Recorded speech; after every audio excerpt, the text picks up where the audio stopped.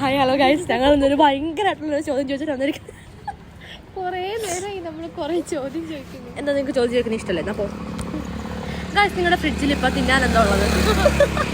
വേഗം വേഗം വേഗം വേഗം കമന്റ് ഇടുക ഗൈസ്, നിങ്ങളുടെ ഫ്രിഡ്ജിൽ എന്തൊക്കെ സാധനങ്ങളാണ് ഇപ്പോൾ ഉള്ളതെന്ന്. കഴിക്കാൻ പറഞ്ഞാൽ നമ്മുടെ ഫ്രിഡ്ജ് നമ്മൾ നല്ല ക്ലീൻ ആൻഡ് ടൈഡി ആയിട്ട് നോക്കണം അല്ലേ?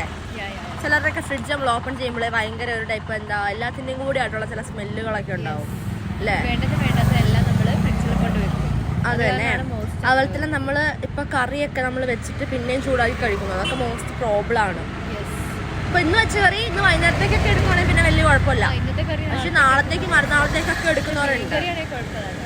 അത് പിന്നെ നമ്മൾ റൂം ടെമ്പറേച്ചറിൽ വെച്ചാലും എനിക്കിപ്പോൾ വിശക്കുന്നു. ഫ്രിഡ്ജ് വെച്ചാലാണ് എല്ലാ സാധനവും മരച്ചിരിക്കുള്ളൂ അല്ലേ? എല്ലാ സാധനം. പക്ഷെ എന്റെ കൈ ഞാൻ ഫ്രിഡ്ജ് വെക്കാറില്ല. പിന്നെ എങ്ങനെ എന്റെ കൈക്ക് ഇത്രയ്ക്ക് തണുപ്പ്, തണുത്ത ഐസും കട്ടയായിട്ടാണ് എന്റെ കൈ. ഏറ്റവും നടക്കുള്ള സ്ഥലം ഞാൻ തൊടാൻ പോണേ. കണ്ടില്ലേ നമ്മുടെ വയറ്, തോള്, കഴുത്ത്, അവിടെയൊക്കെ നമ്മള് തണുപ്പാണ്. എന്താണ് തണുപ്പാണ്